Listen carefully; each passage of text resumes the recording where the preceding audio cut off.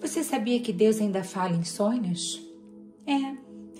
Ontem eu assisti com o meu filho André um filme que ele queria muito assistir, que é José do Egito.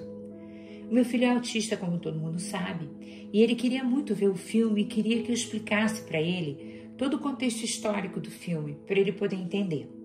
Então foi uma jornada muito bacana, porque eu peguei a Bíblia, mostrei para ele, e tudo começou lá com Abraão, o homem que Deus chamou e prometeu que teria uma grande descendência. Mas ele e a sua mulher, como vocês já sabem, eram idosos, Sara tinha 90 anos, e acabou que deu a escrava para que tivesse um filho com Abraão, e esse filho se chamou Ismael. Na sequência, Sara engravidou, como Deus havia prometido, e teve Isaque, o filho da promessa. Isaque, ele se casou com Rebeca, e nasceram Esaú e Jacó, gêmeos. Esaú nasceu primeiro, ou seja, ele era o primogênito. E aí você, lendo o texto, você vai vendo que na sequência, por coisas que vão acontecendo, Esaú troca a primogenitura dele por um prato de lentilha. Isso é até uma das frases muito bíblicas que a gente usa quando você desperdiça os dons de Deus, né? Ele desperdiçou, ele entregou para Jacó a primogenitura. Só que Jacó precisava da bênção do pai. E quando o pai ficou velho, Jacó se vestiu com as roupas de Esaú, né? Isaque já estava cego, sentiu o cheiro, achou que era Esaú, e ele pediu a bênção, e nisso Isaque deu a bênção da primogenitura para Jacó. Esaú ficou muito louco da vida, e nisso Jacó fugiu para a casa de Labão. Quando Jacó fugiu para a casa de Labão, ele conheceu Raquel, a filha de Labão. E Labão fez ele trabalhar 7 anos para casar com ela, que era a mulher que ele ficou apaixonado. Só que Raquel era a segunda filha. Quando ele foi se casar, no dia do casamento, Labão entregou Lia. Então Jacó casou com Lia e teve que trabalhar mais 7 anos para poder casar com Raquel. Com isso, ele teve 10 filhos com Lia. E depois, quando ele casou com Raquel, ele teve o filho dele, José, que é o José da história do José do Egito, filho de Jacó com Raquel, do segundo casamento. E depois ele teve mais um filho, que foi Benjamim. Ao todo, Jacó teve 12 filhos, que são os 12 representantes das 12 tribos de Israel. Por que Israel? Porque Jacó teve uma briga no deserto com um anjo, e o nome dele, que é Jacó, que significa enganador, se transformou em Israel. E aquela era a tribo de Israel, era a galera, era o povo de Israel, aqueles 12 filhos. Mas o que aconteceu com José? José, ele era o filho mais querido de Jacó, porque ele foi da mulher que ele amava tanto, que ele esperou tanto para casar. Então ele era um filho protegido, e ele era um filho com dom. Ele sonhava, ele tinha sonhos grandiosos, ele sonhava com coisas maravilhosas, e ele interpretava sonhos.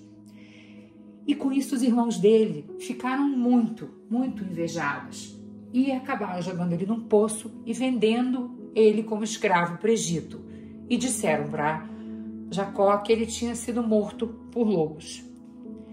E como Jacó era um sonhador, ele tinha sonhos proféticos, ele sabia interpretar sonhos, né? E Deus deu sonhos a José, deu esse dom de interpretação.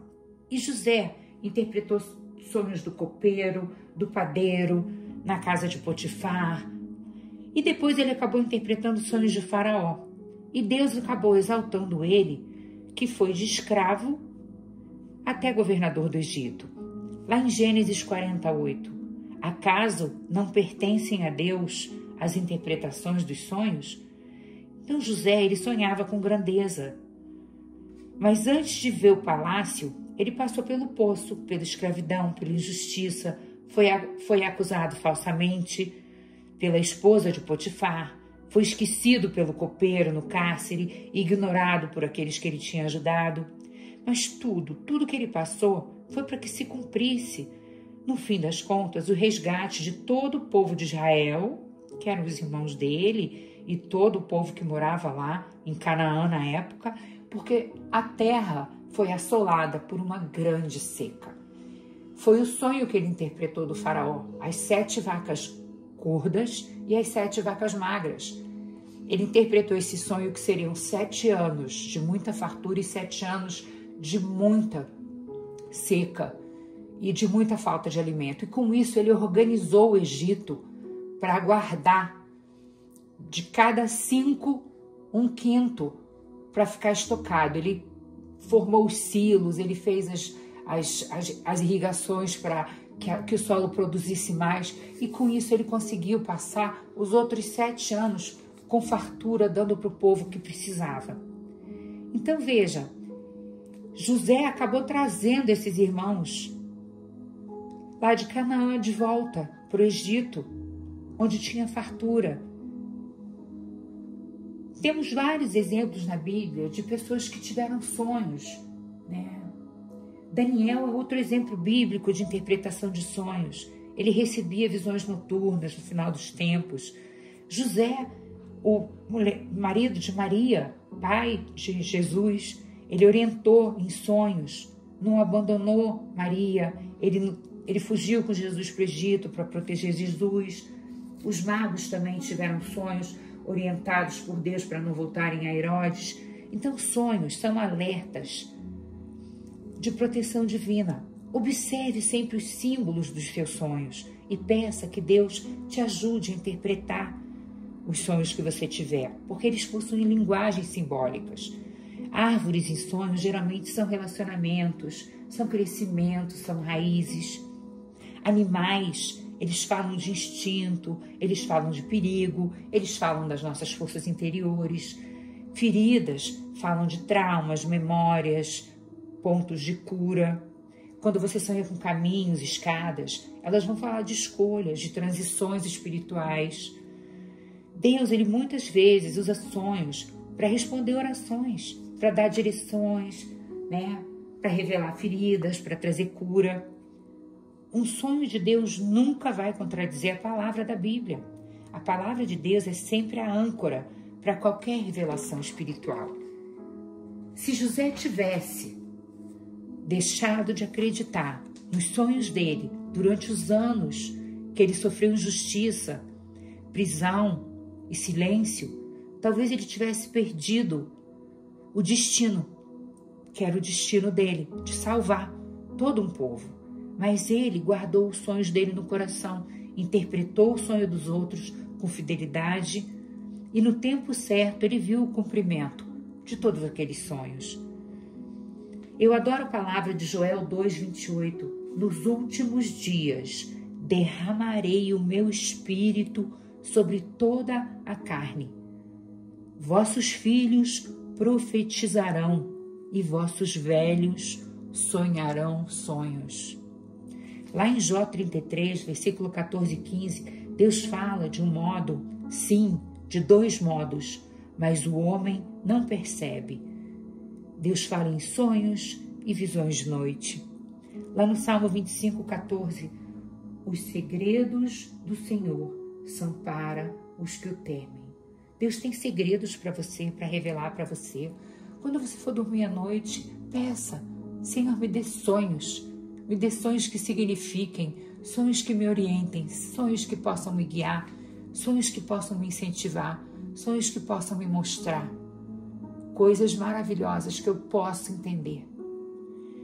Deus, ele ainda fala em sonhos, ele ainda revela o invisível, ele prepara os bastidores, ele te visita de madrugada para te dizer: eu estou contigo, o teu propósito está vivo, teu sonho é real. Ainda que a promessa demore, espera por ela. Certamente virá, não tardará.